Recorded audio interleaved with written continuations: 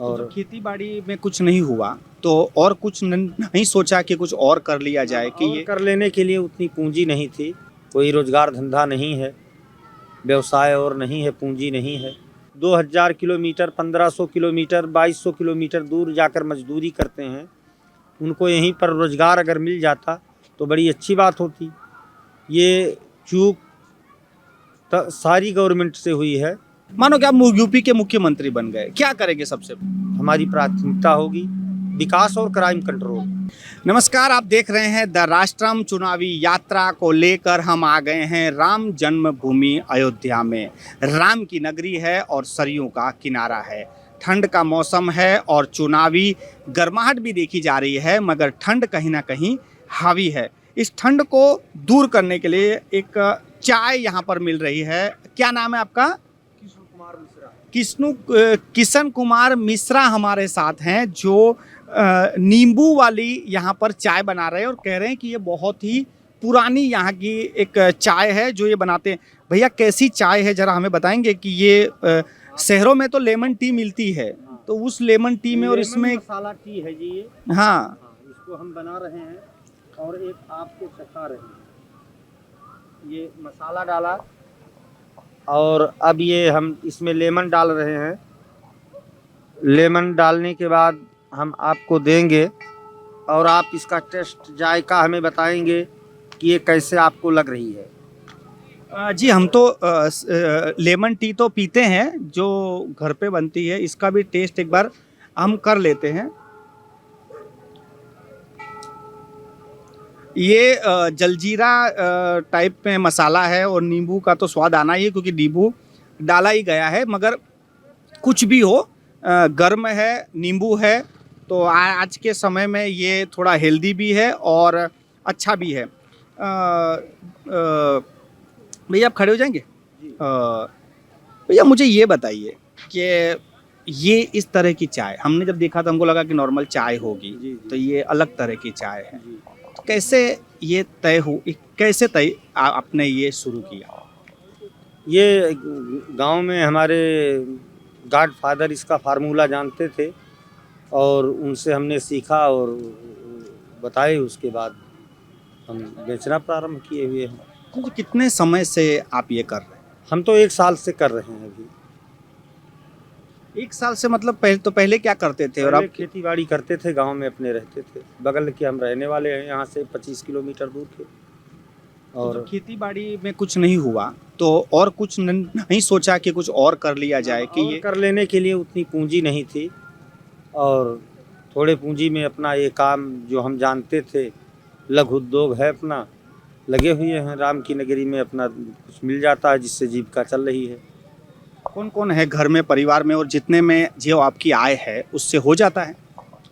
अब चल रहा है, जैसे कम होता है तो उसी हिसाब से अपना जो है व्यवस्था करते हैं। थोड़ी कमाई हुई, कम कीमत के कपड़े खरीदे गए, खर्चा कम की गई। अब और क्या किया जाए, कोई रोजगार धंधा नहीं है, व्यवसाय और नहीं है, पूंजी नहीं है। लेकिन जिस तरह से बात होती है, हम तो गुजरात से आते हैं और देश भर में दूसरी तरह बात होती है कि राम जन्मभूमि है, यहाँ पर राम के नाम पे ही यहाँ पर चुनाव होते हैं, राम के नाम पे ही प्रचार होता है, भव्य राम मंदिर भी बन रहा है। तो और आप बोल रहे हो यहाँ रोजगार नहीं है, कोई दूसरा इंडस्ट्रियल नहीं है, तो जो लोग बोल रहे हैं वो क्या सही बोल रहे हैं कि एक ही चीज़ पे ध्यान दिया गया, बाकी सब पे भी ध्यान देना चाहिए? देखिए, सत्ता का विरोध हमेशा होता रहा है। आज तक कोई ये नहीं कि बीजेपी की ही सरकार आई। यहाँ 70-72 साल से प्रजातंत्र लागू है और तब से तमाम सरकारें आई, किसी ने इंडस्ट्रियल पर नहीं ध्यान दिया। यहाँ जो है इंडस्ट्रियल के मामले में पॉपुलेशन को देखते हुए, जनसंख्या को देखते हुए बहुत अनिवार्य था। यहाँ के लोग 2000 किलोमीटर, 1500 किलोमीटर, 2200 किलोमीटर दूर जाकर मजदूरी करते हैं। उनको यहीं पर रोजगार अगर मिल जाता तो बड़ी अच्छी बात होती। ये चूक सारी गवर्नमेंट से हुई है और इस गवर्नमेंट से भी हम समझ रहे हैं कि ये चूक हुई है। हम बड़े बड़े लोग तो टीवियों पे इंटरव्यू दे देते हैं, मैं आपसे इसलिए चर्चा कर रहा हूँ क्योंकि आपकी भी कुछ आवाज़ होगी। आने वाले चुनाव में जो लोग मतदान करेंगे उन्हें किन मुद्दों पे सही में मतदान करना चाहिए, क्या मुद्दे उनके होने चाहिए? मुद्दे विकास तो सबसे अनिवार्य है। बिना विकास और रोजगार के जीविका नहीं चलने वाली है।